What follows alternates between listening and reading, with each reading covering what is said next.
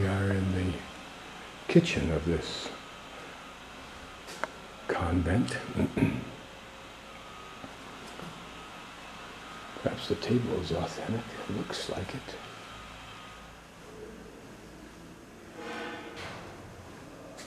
What this room here would have been used for, except this is where the fire was. There would have been a big fire device here. And the smoke would have gone out up through there. And there would have been some kind of a big beam that was attached somewhere here on the walls. A beam that would have swung out and held some of these big cauldrons over the flame.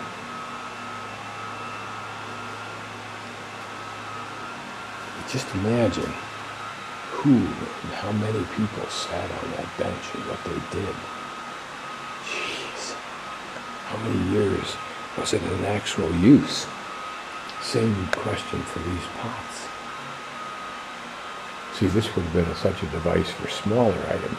They would swing out over a bed of coal to store things in. You can see where shelves would have been. Here, a water source. It was probably continuous. Probably was a drain and cleaning things underneath the outlet there. Looks like there's an outlet there, see, so you could empty out that sink there, through there, and down through that drain. But look how this has been worn over time. Imagine the years of service. Imagine entire lives spent working at that particular sink that carved down that little notch.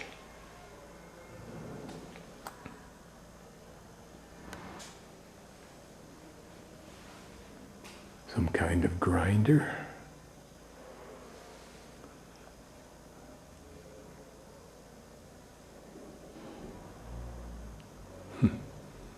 Pretty little egg basket.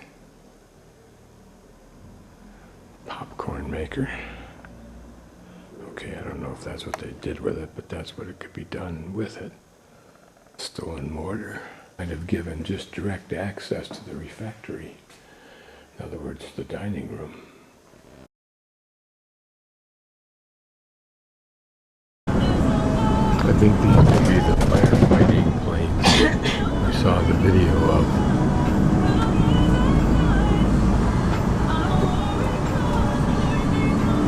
Yep, they are. Size to fit in squirrely little narrow. Take a left out of the hostel to trace the route I want to use to get out tomorrow morning. Walked down just to the first intersection, took a right, and came down to the Iglesia de San Martino Canario. And this is it. And if you look to the right, there's an impressive kind of cupola. And over here, another one. So I'm thinking that I'm somewhere near this. This, I think, is a church. Has a very elegant entryway that's subterranean. Goes down through these lovely double set of stairs, if you will, to some impressive doors with impressive figure face on it. Them. It's in that, I think, that Romanesque style.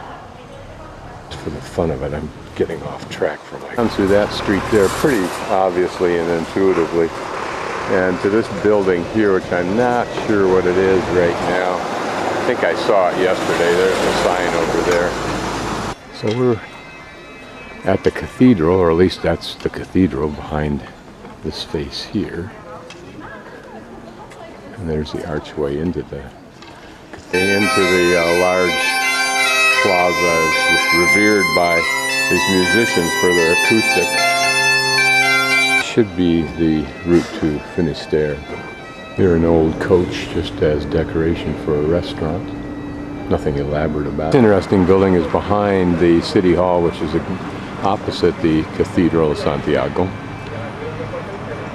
Interesting principally because of that, at least in my mind, it's because of that depiction of a crown Standing a few feet behind the shell in the center of this square, and there's the cathedral. Turning to our left on this Praza do Obradorio is the Hospital of the Catholic Monarchs. This was built by Isabel and Fernando, built in 1501 by Isabel of the Isabel and Fernand, King and Queen of Spain at the time, because she came here to give thanks to God, or St. Peter, for delivering this land from the Moors when they were cast out finally of this area. And she discovered so many pilgrims here who had come to get usually well from some sickness they had, and as Steve points out, they often ended up sicker as a result of the trip. But anyway, she decided to build this hospital to take care of. Opposite the cathedral is the city hall.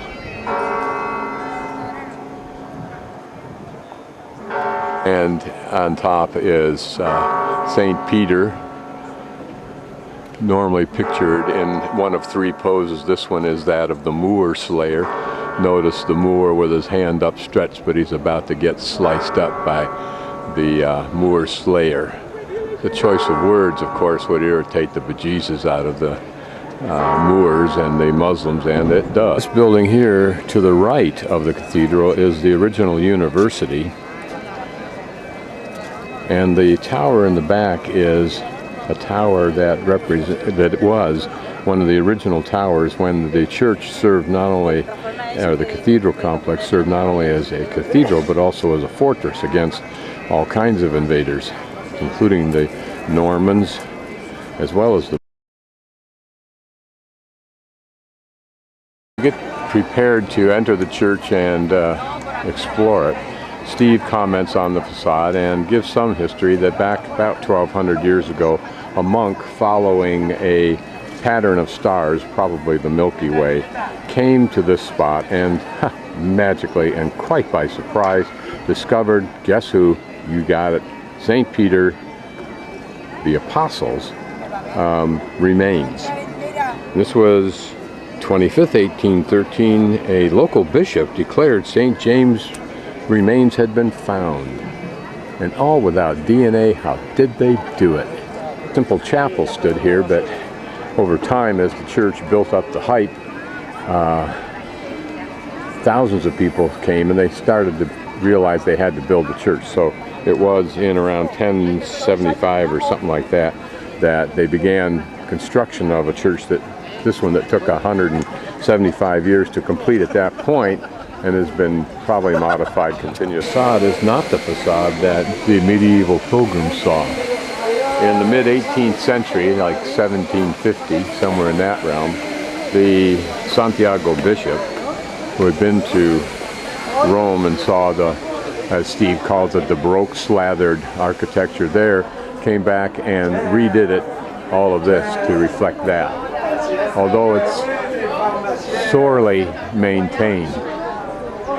And Peter, in one of his three guises as the pilgrim, dudes below him, I believe, are the two who brought his body here after he was beheaded for whatever reason, I don't really know. They're in that melange of gold-covered moss is St. James' mother and father, although I don't know why.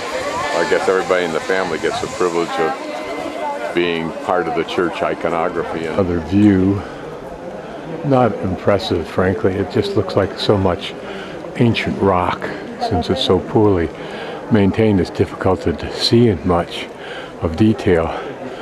Maintained. Look at the plants growing up at the cupola, if you will, right over what should be the cross section of the nave and the transept.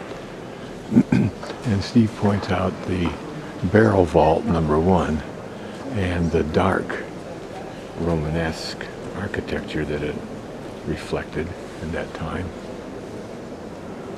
We'll get a better shot of this from the right in a few moments. This is probably a reproduction of the Botafumerio, the huge silver-plated incense burner that is designed after the end of the Mass today. They'll do it.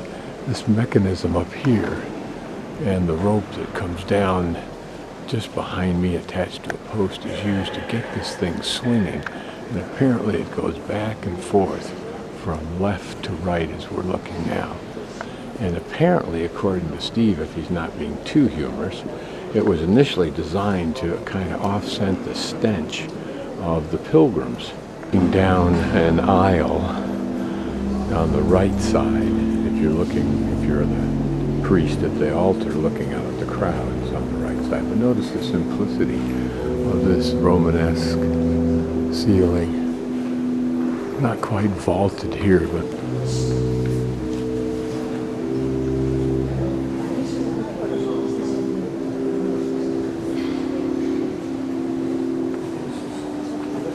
this huge gaudy altar has apparently 3 representations of St. James, the first on top as the Muslim slayer on the white horse. Here underneath the canopy, if we can focus in a little bit, maybe James the Pilgrim. The dome was added in the 16th century just to bring more light down onto the altar.